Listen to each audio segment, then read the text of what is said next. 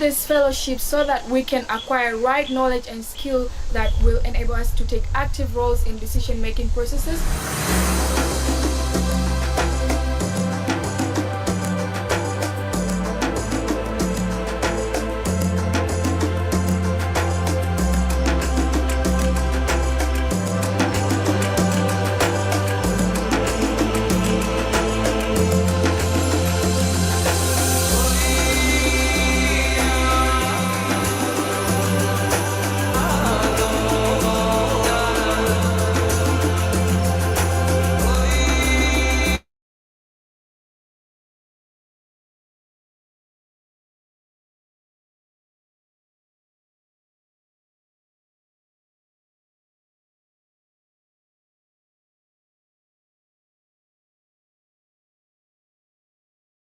On different cultures on different countries. So can the U-Lead Summit provide a platform like Expo? You know, like just like an Expo where each country has a book that give information about their country, the language they speak, the cultures. They can even bring products from their own countries. Ideally, we leave it to the creativity of the countries to determine what they're going to bring here in the form of cultural exchange. We have never prescribed. We need to conduct consultative meetings with different stakeholders. We have the MPs, the members of parliament, the government. We even have to use these religious leaders, even the media, by the way. It should be part and parcel peace building of our different nations. And the next recommendation is there is the need to conduct trainings on post-conflict reconciliation and stabilization. As youth, we need that information because remember, knowledge is power. Africa, tusonga mbele mama Africa, Africa.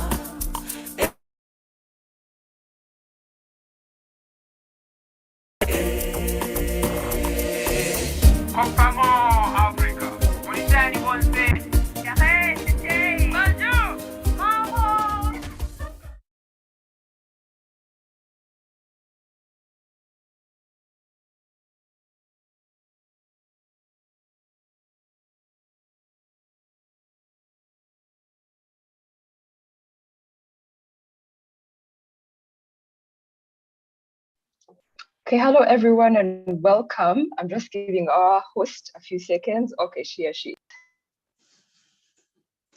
Hello everyone. Can you hear me, Fiona? Hi, how are you? I am good, yes. How are you? Who is talking? Let me check who is talking. Kagiso Homan from South Africa. Oh, good morning, Kagiso Homan. I'm trying to learn how to pronounce your name. It's afternoon, yeah. Oh, it's still afternoon. What time is it? It's then 6 p.m. Oh, good. Yeah. For us, we are entering evening. Good afternoon, everyone. I am trying to check if our panelists are already here. I think I have already seen Isaac. I had seen Ruth, but she's back. Yes, and we are still waiting for Victor. Yes, so my name is Kazeneza Iget. I am from Burundi. I work at ULEAD as regional program associate. I am so happy to be with you today, and I would appreciate if we just take few minutes, like 2, just to hear few people and learn where people are following us from. Let's hear from who. I will just be calling few people and hear where they are. John Kihara, good evening or good afternoon. Good evening to you. I'm from Kenya, CMD. Okay. Good afternoon, Biyor Garang. Good afternoon. I guess you are in South Sudan, if I'm not wrong. Yes, I'm in South Sudan. Thank you. Yes. I see who else. Ngoi Mbeshefeli. Hi, Ngoi. Yes, hi, how are you? I am good. Where are you? From Malawi at Youth Environmental Initiative Organization. Very nice to hear someone from Malawi. Thank you. Let me see. Now I have been just calling men. I need to see where are the women here. Ange, good afternoon or good evening. Good evening, Kaze. How are you? I'm from London. I'm very good. Where are you? Let me behave like I don't know where you are. Yes, I'm from Rwanda. Hi, everyone here. Hi, how is Kigali? Kigali is very rainy. The whole Rwanda actually is very raining. Okay. A lot of rain. But I hope you are okay. Yeah, we're good. Yes, I see someone called Monica Kamandau. I hope I pronounced well your name. Good evening, Monica. Hi, good evening. How are you? I'm good, I'm from Kenya. I'm joining from Kenya, so it's 7 p.m. here and just looking forward to the discussion. Thank you very much, Monica. So I think the rest we can just type and tell us where you are at this time and say hello. If you are part of an organization, you can just put the organization you are from here in the comments. I'm with some colleagues here from ULEAD, Kemi, whom I'm sure many people who are here knows. She's the host of Unplugged series. She just gave me today to host. Kemi, thank you very much. Thank you very much. You're welcome. Yes, so we can start. Today is a very, very special day. It's a day we dedicated to our partners. We love so much Center for Multiparty Democracy in Kenya. They are preparing something which we think interests not just Kenyans, but also people from different countries. So they are preparing something called People's Dialogue Festival. They will tell us about it more, and they will tell us how we will be able to follow what is going to happen, all those kind of things. So let me just check about who is here. Isaac Kinyua, can you hear me? Yes, I can hear you, Kaze. Good evening from Kenya. Very good. Thank you very much. Ruth Bolo. Hi, I can hear you. I'm just trying to set my video, but I'm very much here. Glad to be here. Thank you very, very much, Ruth, for being here. Isaac, give me a sign if Victor or Nerima, any of them joins. Thank you. So we can start our conversation. As I don't want to present our panelists here, but I will be very happy to hear from them. Isaac, can you tell us about yourself? Who are you? You have already told us that you are in Kenya, but tell us a bit more. We want to know you a little bit more. And then you can just tell us about the organization you work for. Thank you. Thank you so much, Kazeneza, and I'm delighted to be part of this conversation, the Unplugged series for the ULEAD. And it's a pleasure representing the Center for Multiparty Democracy and the young people of Kenya in this conversation. My name is Isaac Koronge Kinyua from Kiambu County here in Kenya, and among the things I have a passion for leadership and governance, and specifically seeing young people being able to occupy leadership spaces. And also, I'm a champion of the SDGs, and I'm also a conflict and transformation facilitator. I love seeing people live harmoniously and communities coexisting peacefully. And the Center for Multiparty Democracy, currently I am a project officer in the Uraia project that seeks to strengthen the political parties as institutions of governance. And previously, I was a project officer in charge of the youth involvement and political dialogue project. And I loved the project because it was mainly dealing with the young people in the political party youth leagues.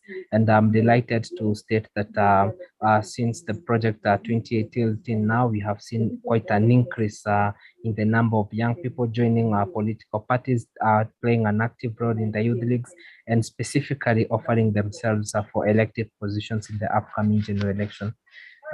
Yes, thank you so much, Kaze. Thank you very, very much, Isaac. I just want to ask a question to everyone, not to any of my panelists here, but to everyone. This year is very, very special in Kenya, and I would want to hear from anyone who is here. You can just raise your hand and tell us what is special about Kenya this year. Let me see who has raised their hands. Bio, you can tell us, you can open your mic and tell us.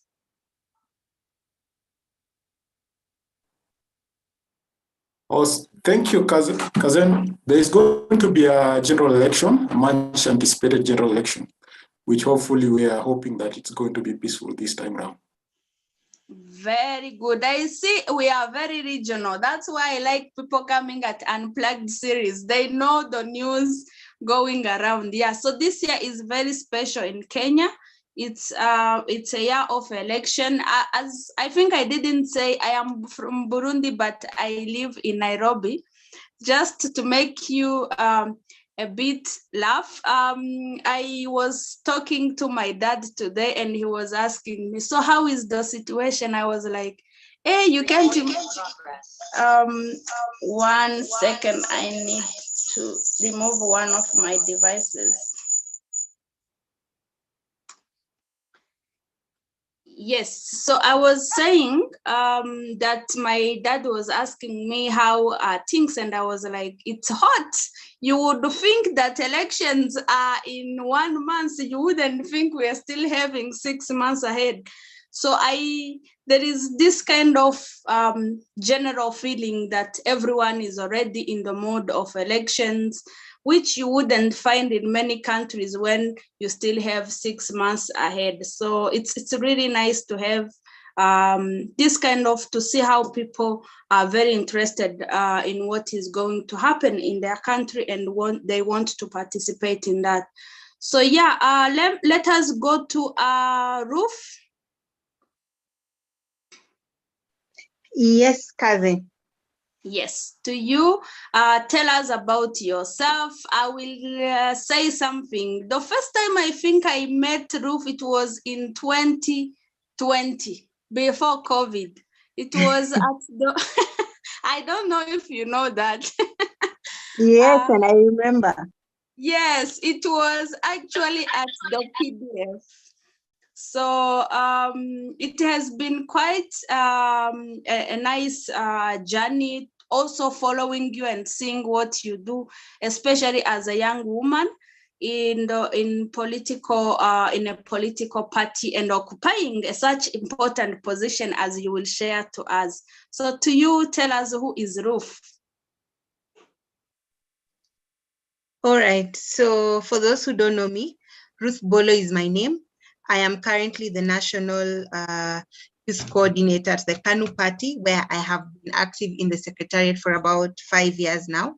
I'm also an SDG champion. I serve as the chairperson of the International Relations Committee of a body called Young Democrat Union of Africa, and we are in about 12 countries represented by about 15 political parties. In East Africa, we are in Kenya, Tanzania, and Uganda. Of course, we're in South Africa, Central Africa, and West Africa as well. I am also the chairperson of a social group called Nyikara Chonyo Self-Help Group, which is basically a collective group of women of all ages who are from an area in Homa Bay County called Karachonyo constituency, which is where I practice a lot of my politics in that area. But on top of that, I am also a youth and women's advocate, both in policy and, on all areas of inclusivity. Yeah. Thank you very much, Ruth. Yeah, so I would just want to go back. Yes, I see. I think, Ruth, you can read the comment Fiona just made. That CV, love to see women doing things in such spaces. I can tell you, Ruth is a force in herself.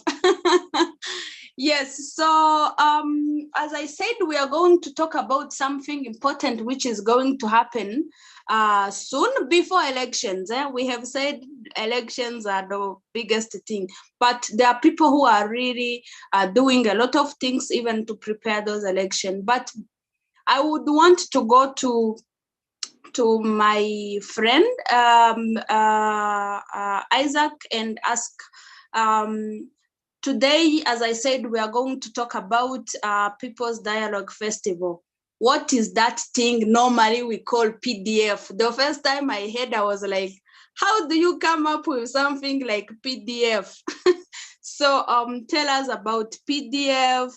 What is PDF? When did it start? Why? And what is the aim of PDF? Thank you so much, Kaze. And PDF means the People Dialogue Festival, and this is a dialogue platform where the citizens from all walks of life are given an opportunity to converge together with the decision bearers, so that we can just have a dialogue. We can be able to talk to each other, and that was informed the Kenyan culture that you have currently is where the citizens and the duty bearers do not come together in a one leveled platform.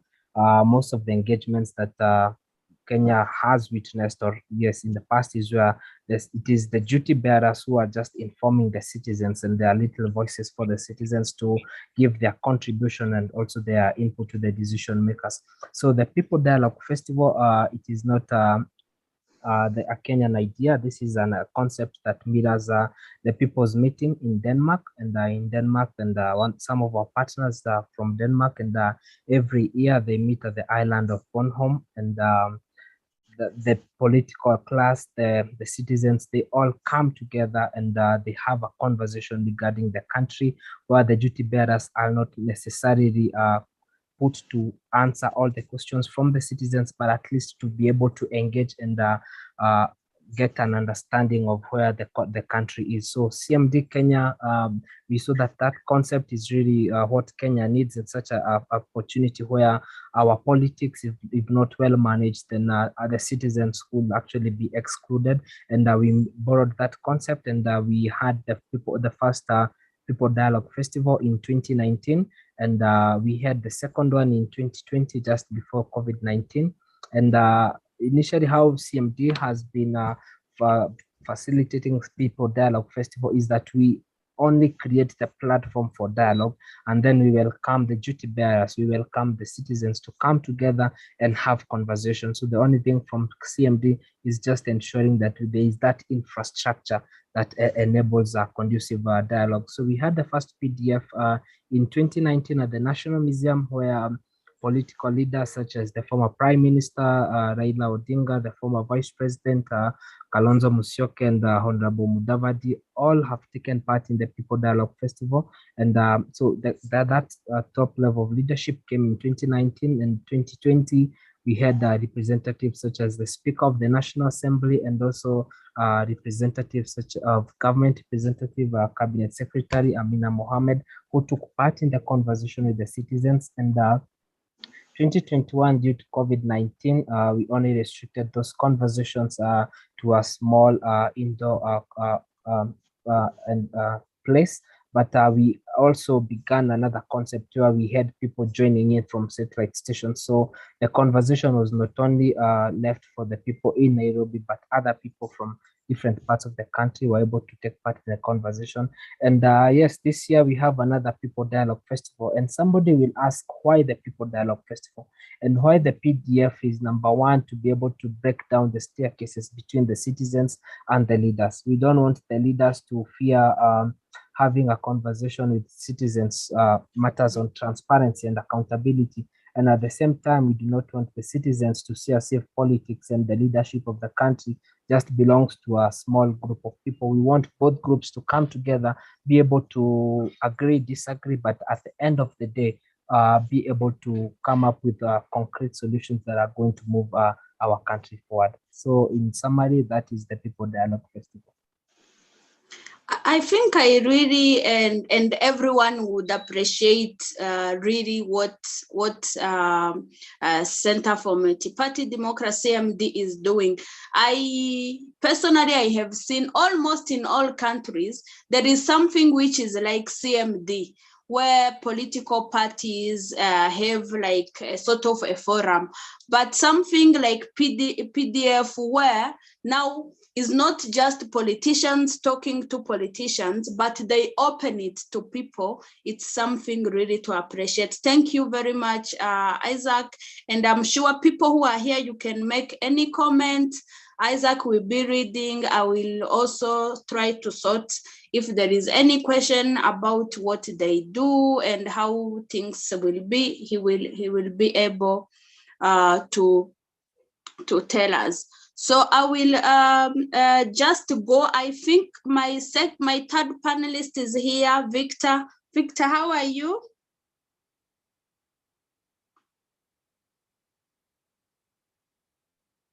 Victor, can you hear me?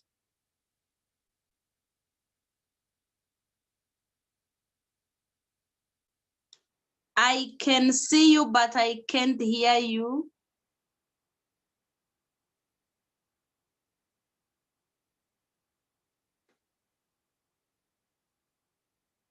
Can you speak?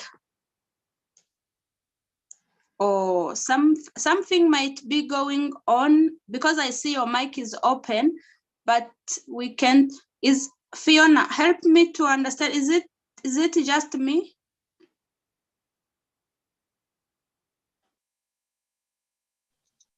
Victor is going to exit and come back. Okay, thank you. So yes, so we can. I think we can continue the discussion. Let me go to Ruth. Ruth, as I said, I think me and you, we met in 2020, but I'm sure you might have been there in 2019 when PDF started, and last year, and I am sure even this year you are excited to be there. But I just wanted to ask you, as someone who have been participating, what do you think about this festival for politicians, especially for young politicians like you? Does it really mean something to politicians in general and to young politicians? Does it bring, is there anything you learn from there, you get from there? Thank you. I think the first thing that we must acknowledge if we are having an honest conversation is that the politics in Kenya is extremely expensive to participate in. Whether you are an elected leader or whether you're just a young politician who is active in the political space, who has a name, or whether you're just a youth leader. And so what PDF does is, number one, it creates a safe space for both those who are actively involved in the political space and those who want to join it and the electorates. Because, for example, I can tell you, if before Babu Owino became a member of parliament, I'm sure there are spaces he would walk into and people would be like, are you buying tea? Why don't you leave us money for lunch? And in some spaces when you go, because you want to, we have in our constitution, we have a clause that encourages public participation. But even for public participation, right? For people to come and say what they need you to do with their budget that has been allocated, you need to provide money for them. Okay. For people to address you and for you to have a conversation with them, you need to give them some money so that they don't heckle you. So that's why I say politics is very expensive. And so and it's basically because of course, our cost of living here. So what PDF does is it provides a safe space. When people attend the People's Dialogue Festival, they go to do exactly that, to dialogue. All right, because so the politicians feel safe here because they know I'm not going to be heckled. Neither do I need to, go with 500,000 Kenyan shillings to be able to have this conversation with people. These are people who are interested in engaging in democracy matters.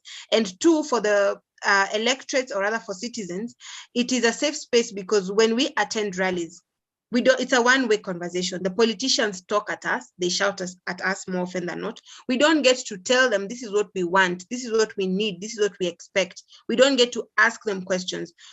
So it's a safe space because in this dialogue festival, once they sit as panelists or various things, then we have a microphone that goes around, and an electorate from the deepest places or the farthest corner of Kenya is able to actually ask a question, and the politician will answer.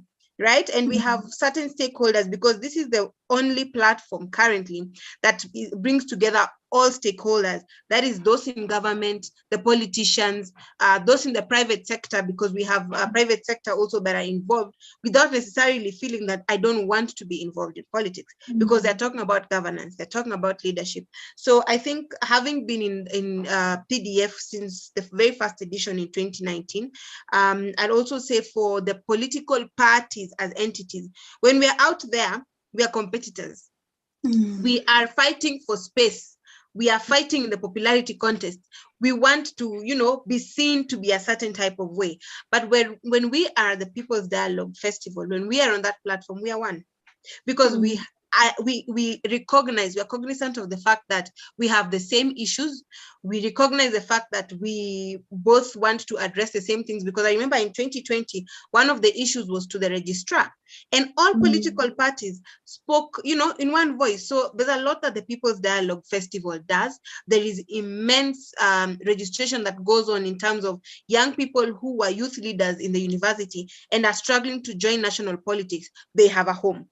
They have a place where someone can actually guide them. So I think PDF to me is more like Christmas holidays for families, where people can now come on the table, everybody from whatever you've been doing throughout the year, you now congregate and say, now we have this, piece of chicken. Can we share it? Can we discuss about, moving forward, the issues we've been having? Yeah. Thank you very, very much, Ruth. I am starting to say, I am hoping guys who are here and they are Kenyans and they are able to join, they start feeling that vibes of what is going to happen at the PDF. I know my Nerima is here. Nerima, hi. Are you able to hear me? Hi. How yes, are I you? am. Yes, Hi, I'm good. Yes, I can see you. Just tell us and tell everyone who is here, who is Nerima, what do you do? And then we will just go on with the conversation. Sure, thank you, Kazeneza. Good to see you. Been a while. I've actually been here from the beginning. I was signed in as Isaac. Yes, I just saw your message. I used his link to get in, and then I was like, how come no one is seeing me? So I have been here, and I even had Ruth's introduction. But yes, I represent Siasa Place, which is an NGO. We're focused on young people and their meaningful engagement in governance, political processes, and educating them on the Constitution. I'm also involved in the Youth Serving Organizations Consortium as convener, and I'm also in the Youth Coordinating Committee with IBC as the vice chair. So very involved in the electoral process this time, and happy to be here. I am so happy to see you again. There's been a while. I'm hoping we are going to meet in a few days. Yes. I know also Victor has joined. Victor.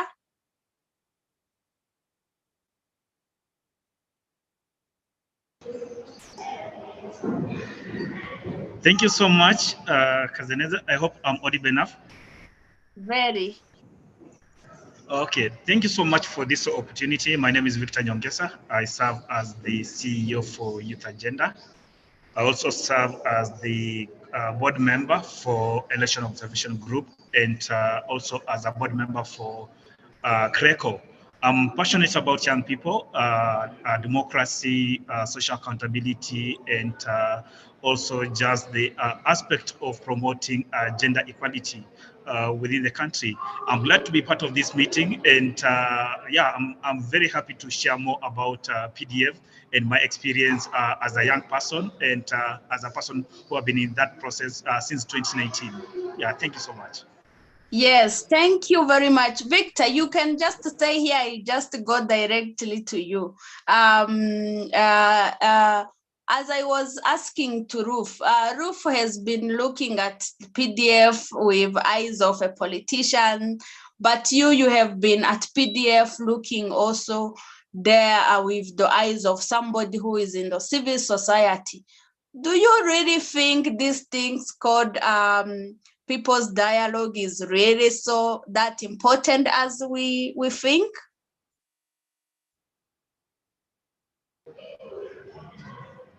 Yes, it is. Like I said, I've been part of the process since 2019, and apologies for the background noise. I'm in one of the restaurants here within Nairobi. But just from my experience in that process, PDF is a platform that gives us an opportunity to have one-on-one conversation with our leaders, with other actors from the private sector and even civil society organization. It means it brings us, it takes us away from the boardroom meetings, away from the paperwork that we do as civil society organizations, to a platform where we are able to have now a one-on-one conversation with our leaders on the issues that we are facing within the country. It's also a platform that also gives us an opportunity to reevaluate what we've been doing as civil society organization, as young people in this country, and also just to look at what the country is doing for young people in this country, and also be able to now give our recommendations on the things that we feel needed to be addressed by either the elected leaders, the nominated leaders, or the appointed leaders, including even the role of the private sector in promoting democracy in this country. It also gives us an opportunity to strengthen our partnership and to network with other stakeholders, young people from all over the country, just trying to understand what are they doing at a county level that we can be able to borrow and replicate to other counties. So it's a platform that provides that opportunity for us. And as a young person who have been in that process, that's the benefit I've gotten from this initiative. Thank you very much, Victor. I will go to Nerima. Nerima, I have seen two special things at PDF. There is always a corner for young people, and there is always even a corner for women. How is it important to see that PDF take also in consideration questions related to women in those days of dialogue? I think good question, because first of all, the way we communicate is completely different from youth to women. So I know that there was 1 year, maybe 3 years previously, where we were in the corner for youth for Siasa Corner, and we had basically graphics and images of printed newspaper clippings that Gado or famous cartoonists have done, and just having youth look at them using satire to bring about conversations because they are heavy and they carry conversations. For women, it's also around issues that pertain to them, whether it's access to health, education, water, employment. It's completely different because they're also thinking about family and whether they're able to take care of their family and their livelihoods as well, which is important. So you're able to have in-depth conversations in a space that is safe and neutral, and you're also able to have leaders who have access to these decisions be part of those conversations. So they're very raw, because what you find, especially when we talk about women, they tend to be quieter than men. You'll find very few women who are outspoken. Not all women are like Ruth Bolo, where you can be in a room and you will hear her voice and she will say something. So there are some who have very powerful points that they want to bring about, but they're intimidated because of the space that they're in, and they're even more intimidated when we have men present. So when you have some spaces that are specific to women or specific to youth, it brings a sense of freedom. And so it also brings out conversations that you would not normally have from people who are often quiet and observant. And so those are some of the things that we're able to see that come out of PDF, which I think is very powerful. Really, thank you. I think that's something which really struck me the first time I came at PDF, to see that everyone has their own space and you can feel safe in any space. And then there are a lot of things going on. You can choose where you feel okay to go. So we just go back to Isaac. Isaac, now tell us, we have had 2019, 2020, 2021.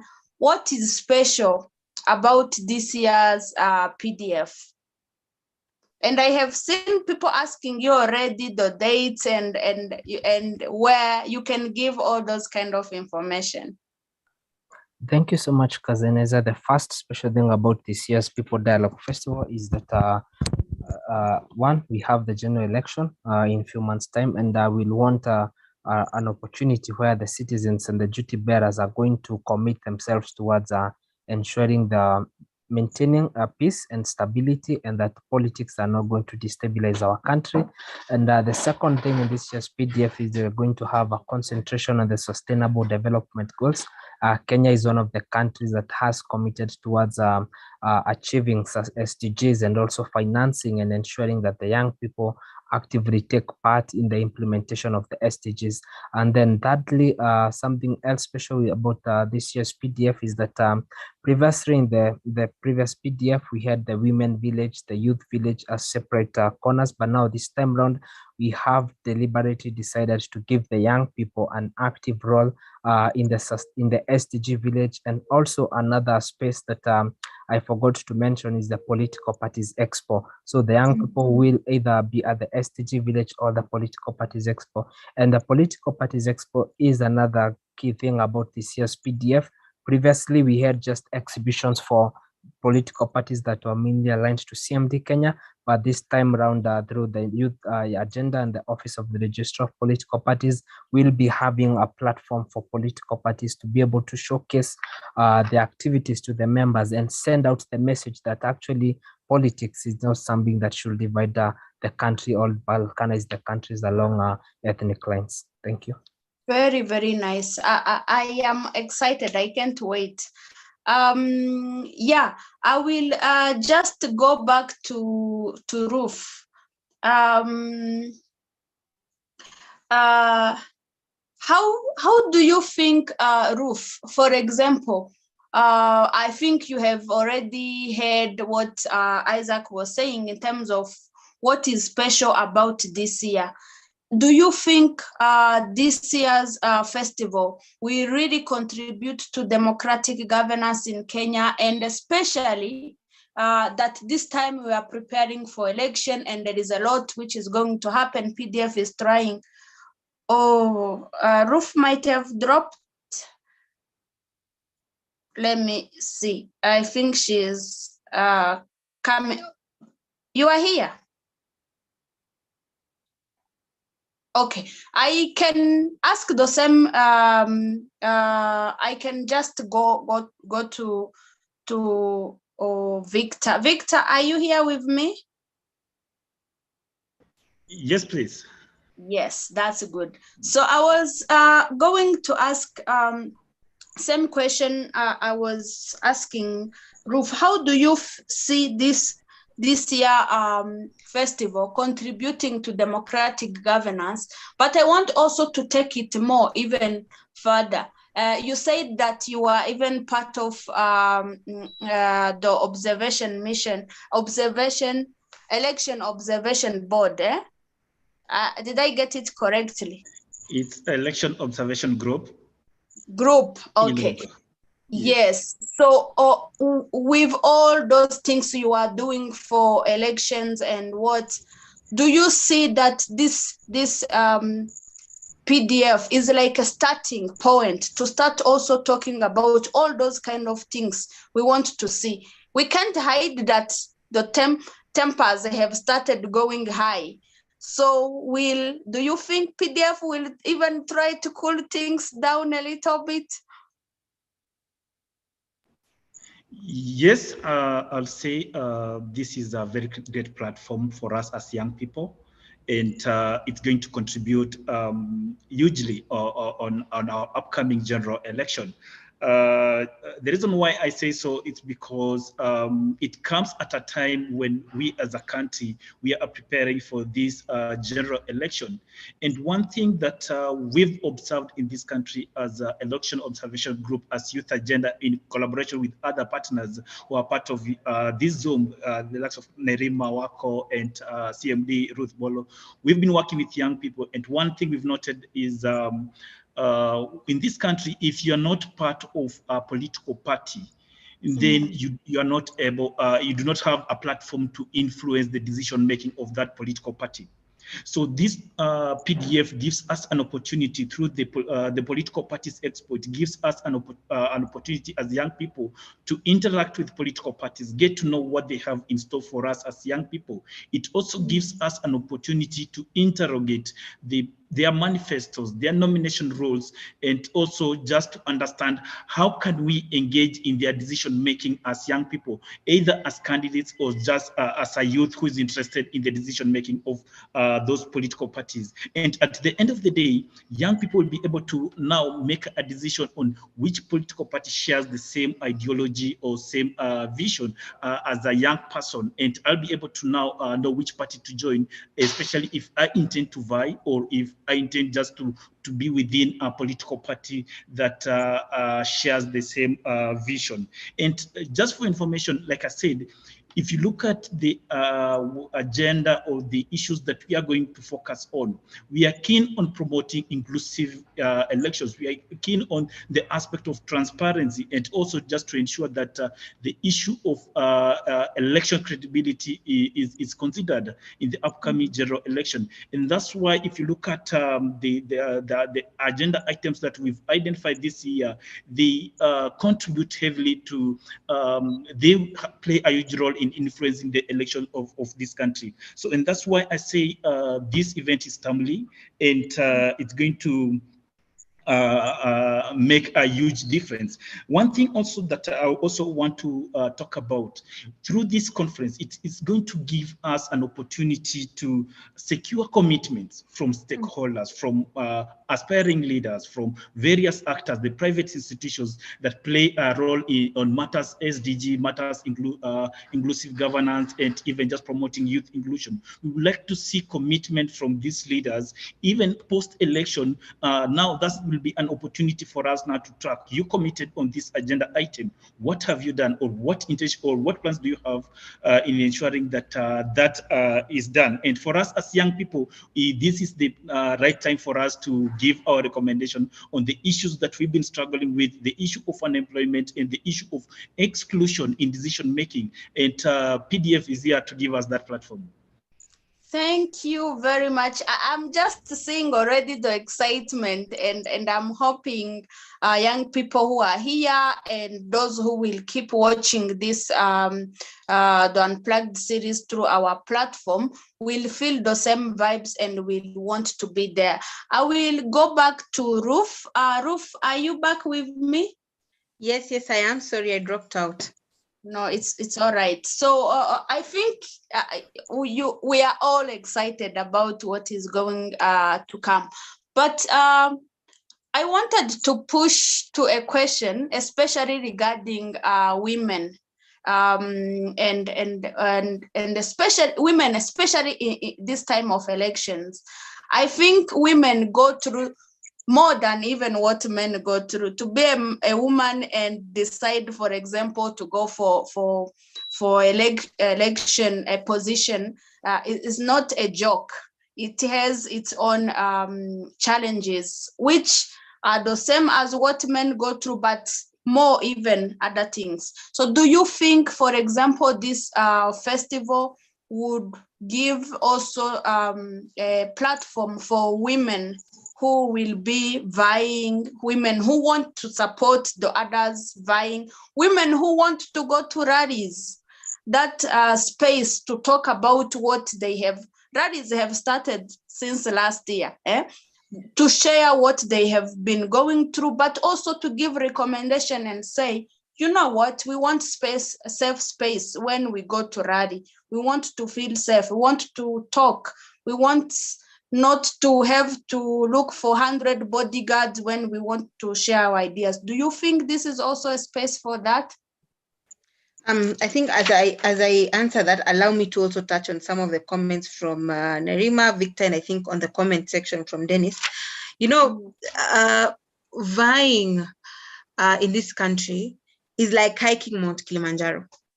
You have natural causes that are working against you. You've got the myths and misconceptions from other people. So by the time you are getting to the top, you are extremely proud of yourself because you've conquered one of the toughest things anyone can ever do. And so one thing PDF does is, number one, it gives a support group for women who want to vie. Last year, there was a women's village that was headed by a lady called Bilukista Duma, who's also very active in the political space. And what this women village did is that it brought together elected leaders, women who have been in the political space through different decades. So one, they got to compare, of course, the different seasons. How was it vying in, say, in 1992, for example, vis-a-vis vying right now in 2017, or rather that was for the last election. And I can tell you for sure that about 80% of the women, young women that were in that conference are vying in this election, because they got to, you know, learn from the women that are already elected. What is their story? Because there's also a perception that you can come from nowhere and just vie. I mean, there are steps to these things. You need to know where your electorates are. And so they were able to get that firsthand experience without sugarcoating, because a number of the times, because we want to encourage young people to join, we end up sugarcoating and romanticizing politics. But in this particular stage, they were able to be told, hey, it's not easy. Your own husband might even turn against you. So you need to be careful. So they are preconditioned that there are certain things that will not work for them. So the question then should be, how do I navigate these things? Vis-a-vis now waiting to get shocked that, oh my God, this thing is happening. You're already preconditioned that it could happen. So how do I navigate it? Secondly, they're able to get tips, because again, and I saw there's something Dennis had written on the comment section about NGOs participating in political activities. And I'll tell you, because political parties are not funded, for them to actually be as democratic as can be in the reality, these NGOs have to step in and help. NGOs like what Nerima is doing, Siasa Place and the likes, and CMD have to come in hand and train. So when this happens, there is a cost implication to it, right? Because of course you cannot expect CMD or Siasa Place, for example, to carry out all sensitization activities for you. So in this particular village, you actually get a tip that someone will tell you, hey, when you're going to the campaign trail, I know because you're a woman, society dictates that you have a dress. But because we know the main opponents like to use our sexuality as a weapon, ensure you have trousers inside. So that if someone lifts up your skirt or your dress, you're safe, you're not embarrassed. You can quickly make a joke and say, that is a devil passing with some wind, and you continue speaking like nothing has happened. So these are some of the things that we are taught in this village, and best believe these are not conversations that can easily take place. But when you're in an environment where you have women who have gone through everything, women like Millie Mabona whose underwear have been removed in parliament, and they're sitting there telling you, hey, despite all those things, I am still going to legislate for you because I have seen the progress that has happened. I mean, what more would you want, And so I think that has really helped. And also away from the normal approach of the one size fits all, because a number of times what happens is that there is one approach towards everything in terms of politics. And that's one of the reasons why IEBC has not been able to reach their target for voters. So one thing that PDF has done, especially for youth and women, is that they've been able to customize the different aspects of the festival, so that then I don't necessarily feel like this is too strict of a conversation for me as a young person, or I don't feel like I don't like politics, but I'm able to understand that politics is what dictates if I'm able to go to a hospital that has proper infrastructure. Politics dictates, if I'm able to get a VC that's not going to increase my fee every semester. So once they understand that, then they begin to actually actively participate. And I know Isaac will tell you the first day they'll come in thousands and we're excited with the number. But the second day, the number increases. You will find about 3,000 people standing in one corridor to the point that you can't move, and you will thinking you found yourself in the CBD of Nairobi.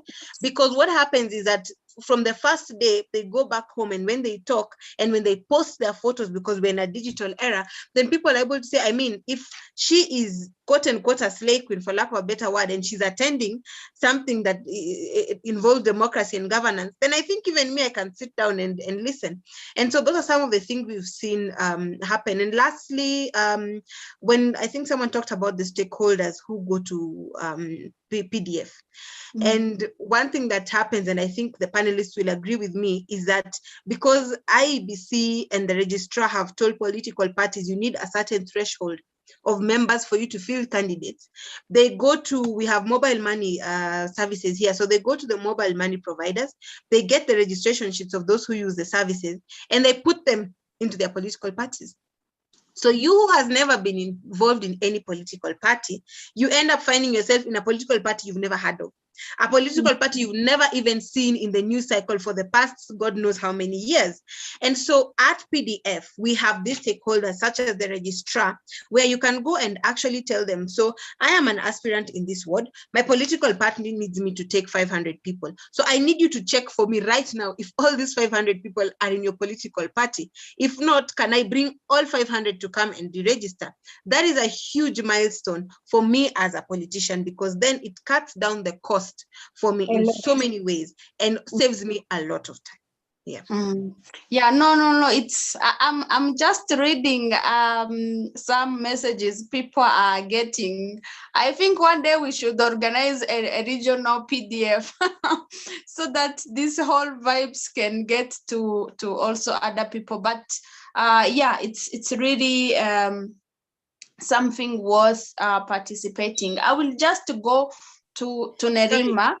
Sorry, yes. Before you go to Nerima, I think I also just wanted to importantly say, a lot of the times when we talk about democracy, governance, leadership, we picture this person who is vying, or we picture this person who is as loud as me, for example.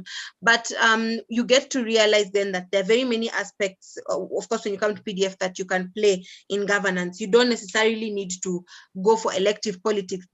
There's something for everyone, and that's something that's very, very clear in PDF. You have the chance to explore opportunities.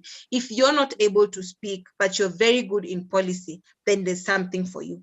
If you're, for example, not very good in policy or in speaking, but you're good in communication, there's something for you. Yeah. Yeah, no, it's a place for anyone. Actually, that's what I was going to say. Now, to to let Nerima explain, because now if we are talking, first of all, CMD is a platform of political parties, and there will be expo for political parties and lot. Is there space for civil society, Nerima, at PDF?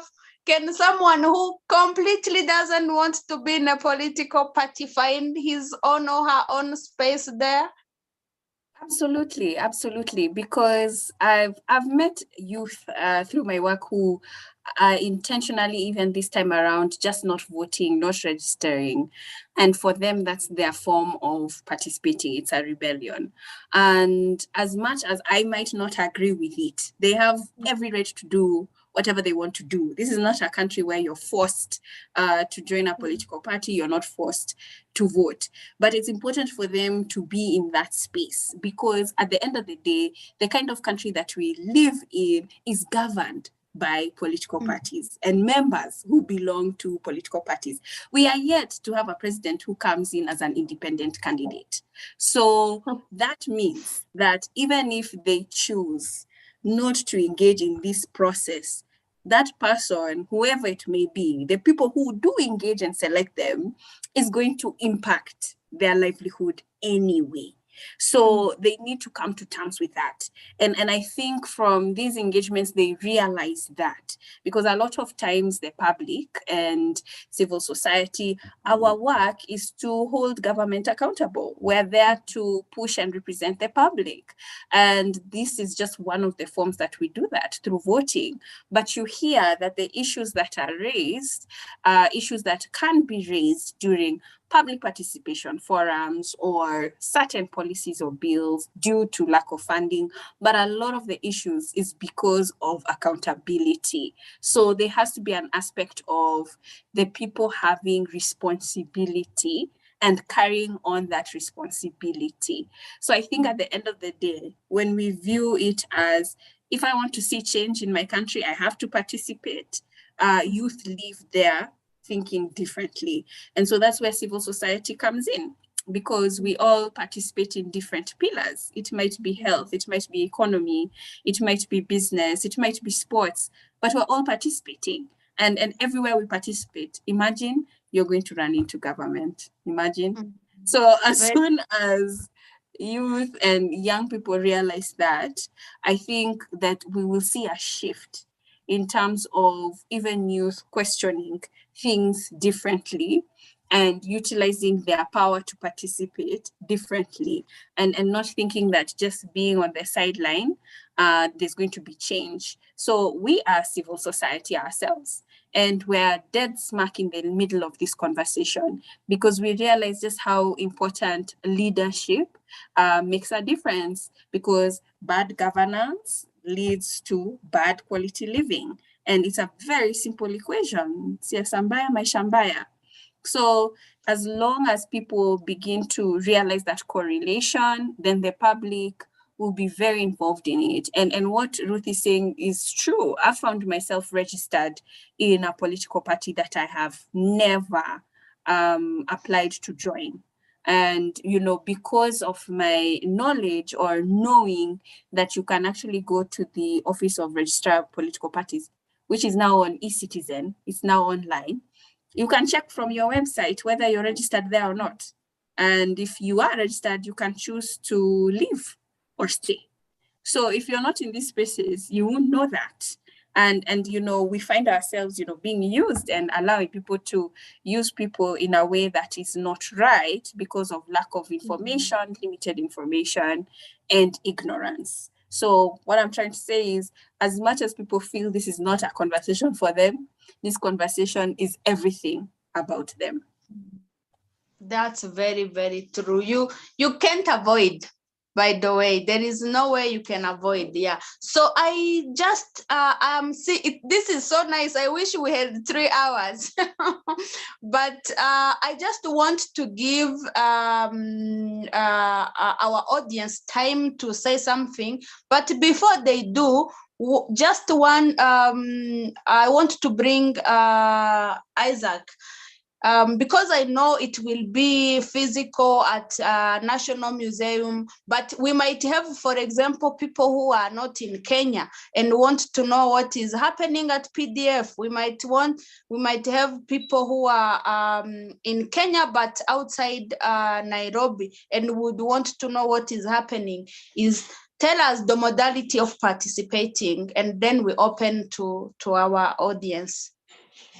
Thank you, Kaze. And before I answer your question, there is one very important part that I forgot about the People Dialogue Festival, and that is the festival part of it. We usually ensure before we begin the conversation, in between the conversation and towards the end, that we have spoken word artists who come to make performances, and the content is aligned to the theme of the PDF at large. So we have spoken word, we have poetry, we also have live bands that are there, and then just to ensure that there is that festival part of it, people get to share some food, some drinks together, at least to celebrate. And then another thing that you're going to have a keen look at this time around is the culture part of it, because it is good that people keep on as they engage on the conversations regarding the country, but then also the conversation of their culture. They also have a conversation in that. And for those who are not in Kenya, or who will not be in a position to come to Nairobi, the PDF will be streaming during the 3 days, and we are working to ensure that we're going to be having 4 stages, and that is the SDG village. We'll be having the political party space, and then the amphitheater. Now that is where we have the heavy conversation, and we'll be having a conversation where the young children, the kindergarten, the primary school, and the teenagers, they'll also be having their own space. And we are doing our level best to ensure that all the 4 stages will be streaming, so that one will be in a position to follow the conversation that they really feel they need to take part in. Yes, thank you very much, Isaac. Just to tell you that all information about PDF, they have a Twitter account of People's Dialogue Festival. There is a Twitter account. There is an account of Center for Multiparty Democracy. You can get information there. As you lead, we will also be sharing all kind of information people need to know about the People's Festival, People's Dialogue Festival. Now I will just open to see if anyone wants to say something. You just raise your hand. Let's see.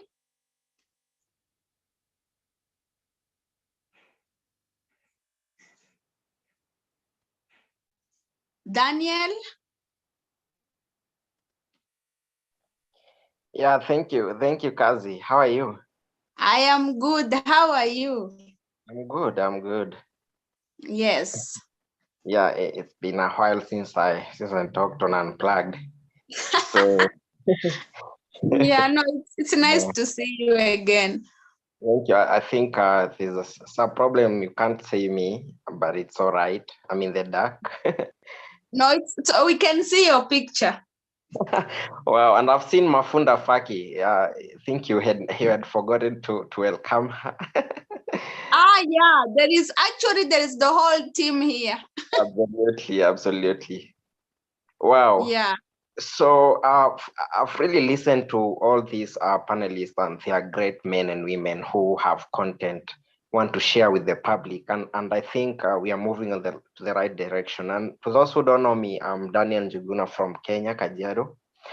And there are things I want to pinpoint, and probably these are things that we might look at even when we are moving forward. And this is the issue of political parties, because political parties are one of the major problems that we have in Africa. Political parties, and sometimes I don't like calling them political parties, because to me, really, they are not the absolute political parties that are ideal to be called political parties. Because just to mention a few, in Africa we have very, very few political parties that have stood their grounds for decades and decades. The first political party for me is African National Congress, ANC of South Africa, that was formed in 1912. That is a political party. Its internal problems notwithstanding, a party that has gone through problems and tribulations with individuals trying to rise above the party. But you know what? ANC has got strong institutions which outlived them and reminded them rather rudely that the party is larger than any one of them. Another party is Frelimo, that is again another political party. Another party is MPLA in Angola.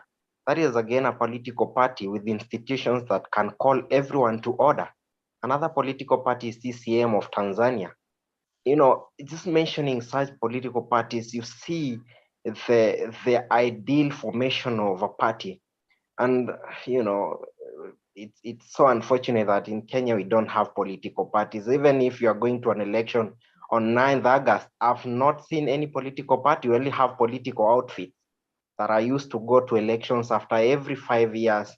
And I like calling them political outfits because, you know, these are outfits that are formed to drive an agenda that is short term, to take individuals to an election, and probably outfits that are certain ethnicity that can comfortably associate themselves, not parties that have agendas such as quality education, infrastructure, employment. No, tribe is the animating factor, so that when you go to a so-called election, and I'm quoting the word election in a very guided manner because what we normally have in Kenya, and I'm very sorry to my tribesmen and women who are in this platform today, is I mean, it's an ethnic census, let's face it. And as early as we accept this, the more we will heal fast. So one of the things that I'm advocating for is for us to look at the political parties in this continent. And for my country, Kenya, as we are heading for an election on 9th August, these are things we should start talking about. And the guys who really look into that need to spearhead a conversation about political parties so that we call these outfits to order. We don't want to see outfits being formed after every 5 years. Guys are jumping to other outfits after 5 years, and then we are registering to another party Daniel, after. I don't want to cut you. I understand, but so that we have also other actually. So Yes. Victor is saying we have 85 political parties which have been approved by by the register. But what I wanted to say actually, everyone really is right on what we think, and especially what we evaluate in our own country, what we see. But this is actually what Nerima and Victor were trying to say. Come at the PDF. There is a lot going on. Absolutely. Even tell those political parties, you are not political parties, you are outfits. A political party should have 1, 2, 3 things, but you guys don't inspire us to come, and they need to hear those things. And actually, they need to hear because, as they say, this is the safe space where people can say those kind of things you can say in a campaign or in a rally. So I hope you will be there. I just want to welcome, there was a hand from Judy. Yes, thank you. It has been great to listening to the panelists, and when I saw the invitation to attend this session, I was so thrilled and looking forward to it. Another thing I would like to talk about is when we just go back in most African countries, when they are trying to get independence, when they're trying to get to be free, you find like the groups, I don't know, I call them political parties, or they were groups, but things like Frelimo and Fronasa by Museveni, this kind of grouping, or this kind brought people together with a global like with a country mission. They had like one set goal. But now you find the emerging political parties, it's like it has a growing personal interest that is hidden among other people who are maybe vying with the party, or are members or part of the parties. And I'm currently reading a book, and I'm being challenged that at what point will we will we get to that point whereby it's no longer how many parties we have, but it's a matter of what do we want to gain. And as you say, like in Kenya, a lot of young people are now participating, or they're vying, or they're politically active. And you find that everyone, when you sit and talk with young people, everyone is like, this particular political party has few members, just like the other people have said, can you pull over to this side? And we all round to forget that what do we want at the end of the day? What do we want? It's not a matter of and this can be borrowed. I still go back. This can be borrowed to groups or the movement that was formed, like the Frelimo and the Fonasa. When you read through those and realize that it didn't focus on how much we are going to bring, the manifesto. These people even strategized in the bush. They strategized in mid of the night. And it brought every people from every corner. It didn't have limitation. As long as you're focusing on the bigger goal, as long as you're going to achieve this. And I really, sometimes I do admire how do I call them? Long time ago politics, the Kina Museveni, the Gaddafi, the Nyerere's kind of name. But it doesn't mean that we go back. We can still borrow a leaf from there, but be innovative, be creative. Yes. Yeah, thank you. No, really, thank you very much. And again, I'm just hoping that everyone who is here and is in Nairobi will be able to participate and bring those ideas and challenge other young people who are there and ask those questions. Are we keeping voting for coalition we don't even know, or do we go back to just vote for small political parties which we might share ideas, things like that, but it should be that open. We want to hear from the last person. I'm happy that is someone who is not Kenyan. Bior, you can say something. I see many hands, but we have gone already out of time, but we will have another unplugged series on the People's Dialogue Festival in after next week. So before 1 week of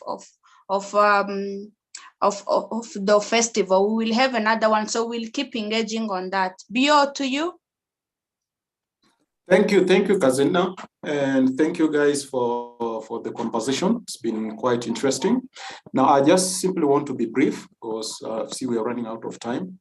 Now, my question goes to Isaac, and I wanted to know if PDF has actually factored in the need to be able to politically engage, especially the huge number of refugees who are currently within Kenya, especially the urban refugees, who tend to be always on the fringes of the political system and always on the fringes of any government policies that are being made. And given that Kenya has actually passed the refugee bill, so we do know that this is going to be a new class of individuals that are going to be in the short period maybe integrated within the Kenyan system and within the Kenyan societies. So how does PDF look at this emerging new group of people who are actually on the peripheries of the political system? Does PDF have an inclusion to be able to try and bring them onto the political conversation scenes? Because we always seem that they are actually left alone to the NGOs and the UN systems to be able to look after them, and the political parties don't tend to be caring so much about their welfare and their existence within the Kenyan system. And we see that these are very important group of individuals that are actually within the Kenyan communities and embedded within them. So does PDF have anything along that line? So thank you for that. Thank you very much. I will just now go to parting shots for our panelists. Isaac, if while you are saying your last remarks, just use 30 seconds to answer what he says and 30 seconds for inviting people, and then Ruth, you can do the same, and Victor, and we conclude. Thank you. Thank you so much, Kazi, and all the members, and I want to welcome you all to the People Dialogue Festival from the 9th to 11th of next month at the Nairobi National Museum. All the questions that we have raised here regarding the political parties, what we should do to continue strengthening our democracy, and also the conversation that has come up on the status of the refugee, and then bring them to have a political participation. All those conversations, they have a space and they have a room at the People Dialogue Festival. So the only thing that you need to do is let us know from CMD-Kenya what we can do to facilitate you having that conversation. We are delighted from CMD-Kenya, and we hope that all of you, those not be able to come there physically, then can be able to join in virtually and take part in the conversation. Thank you so much. Thank you very much, Isaac. Ruth? I think I've said as much as I possibly can. Just to thank you for having us. Thank you, CMD, for this platform. And I'd like to encourage people. I've seen someone who requested to volunteer to be part of PDF. And I'd like to tell all those people who would like to volunteer to get in touch with Isaac or to get in touch with CMD. It gives you a lot of experience. And I think everyone knows working with political parties can be quite high pressure. So if you can work in CMD and you can, write there in your CV that you volunteered at CMD, then best believe any high pressure job will be knocking at your door. So let's all go there, not just to volunteer, but also to listen and participate actively in the different democratic conversations that will be going on. Thank you. Thank you very much, Ruth. Victor? Thank you so much. I just want to encourage young people of this country. For many years, we've been complaining on social media platforms in boardroom meetings. And now this is a great opportunity for us now to have this conversation with our leaders and other stakeholders on the issues that we are struggling with in this country. So I want to encourage young people to come out in large numbers. Let's mobilize, and I'll be glad to see this special group, the young people between the ages of 18 to 22, also take part in this event that we are going to have. I look forward to meeting you all and share more on how we are going to engage young people. Thanks so much for having me on this Zoom. Thank you very much, Victor, and thank you, everyone. I have seen Isaac has shared his email. If anyone has any question regarding the PDF, you can contact Isaac. He will answer any question again. As we said, there is a Twitter account of PDF, a Twitter account of CMD, but also as ULEAD, we will be sharing what is going to happen at the PDF. So thank you very much, everyone who has been here. Again, you are Kenyan or not Kenyan, please invite others to be coming at the National Museum for the PDF from 9 to 11 of March. And you can also follow the discussions online. Thank you very, very much, and have a good evening. To you, Fiona.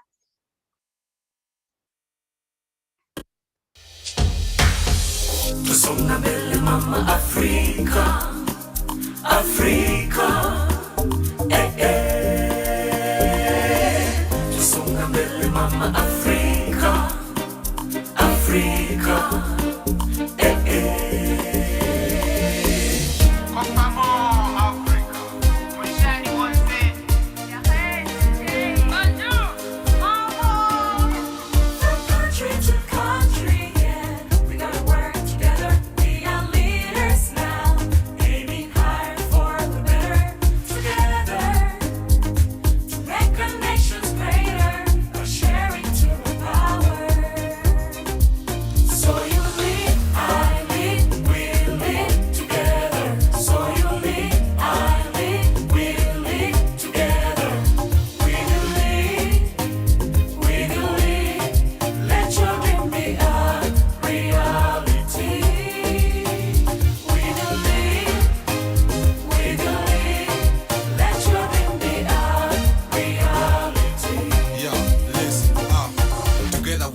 Young men and women, with the pillars, with the future, here we are. Let's join together with ability to change communities, with love, with peace, to respect.